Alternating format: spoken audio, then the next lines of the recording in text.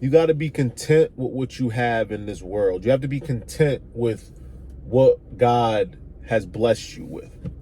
A lot of people think because they don't have what they want that God isn't blessing them enough, but God has blessed you a whole bunch, even though you don't have what you want. Now, in this life, there are people who are ungrateful. And when you're ungrateful, it's hard to be content with what you have. Once you become grateful, you become content with what you have. Now, being content with what you have doesn't mean stop working for the things that you want. You should always strive for more, but you should always be grateful for what you have. This is a true story I'm about to tell you. So I'm grateful for what I have. I've always been a grateful person. I've always been the type of person that wakes up and just am grateful that I got another chance to take a breath of fresh air, to take a breath of oxygen, to be able to use my legs, my arms, my brain. I'm just a grateful person. I just love the fact that I am alive, right? I'm happy that God gave me the chance to be alive. And I've talked to people, and I've talked to them, and they said, well, it's hard to be happy, when it's hard to be grateful when, you know, let's say your wife leaves you, or someone dies in your family, or you lose your car, you lose your house. If you lose everything, let's say you lose everything, it's hard to be happy. And I respectfully disagree, because someone always has it worse, number one. And number two, there's always a brighter day out there. There's always a day that's brighter than the one that you're living today. So people say it's easy to say that when you have everything that you want, quote unquote. And you could take everything from me today, and I'm still going to be a happy person. You could take the car I'm sitting in. You could take the clothes on my back, the house that I live in, the money that I have in my bank account. You can take it all from me. I'm still going to wake up tomorrow and be like, well, thank God I'm still alive. I'm still breathing. So true story. I swear to God, I was homeless. I never told you guys this, I don't think, but I was homeless. And when I was homeless, I only had the clothes on my back, a cell phone, probably like $15, and a book bag full of books and toiletries. And it was winter. So not only was I homeless, but I was cold, and I only had a windbreaker, right?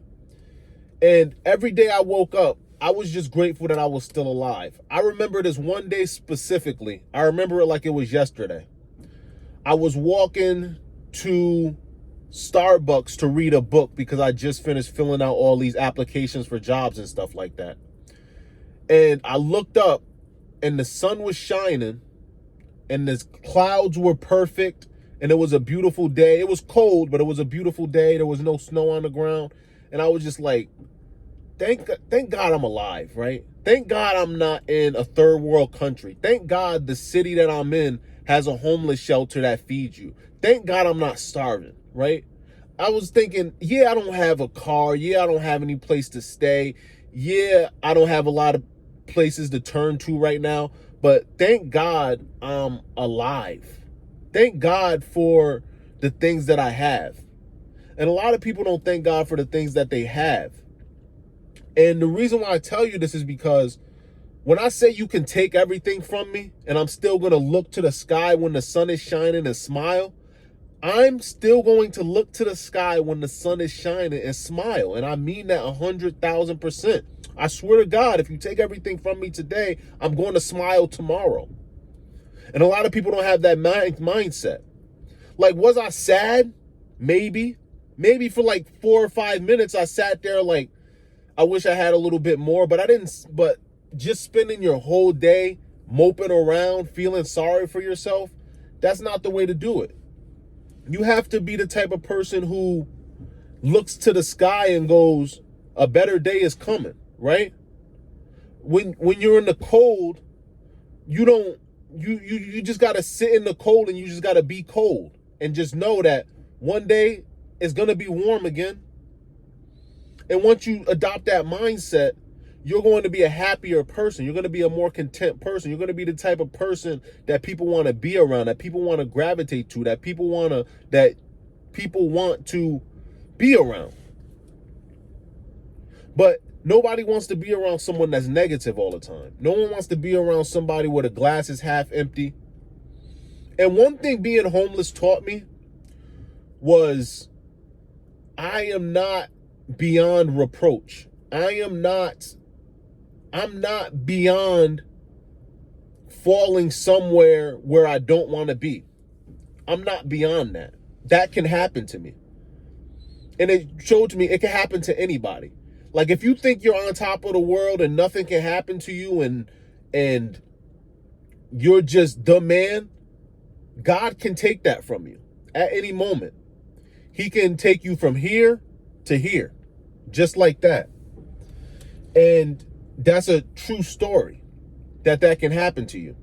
So it's a law of the universe. It also taught me that it's a law of the universe that what goes up must come down, right? But you have to have the integrity. You have to have the will to fight adversity. You have to have the will to go through trial and tribulation to be able to, when you go back down, to bounce up higher than when you fell. And when you're able to do that, that's when you become the type of person that is strong-willed enough to survive through the harshest winters. And I survived through that winter. And you can survive through that winter too.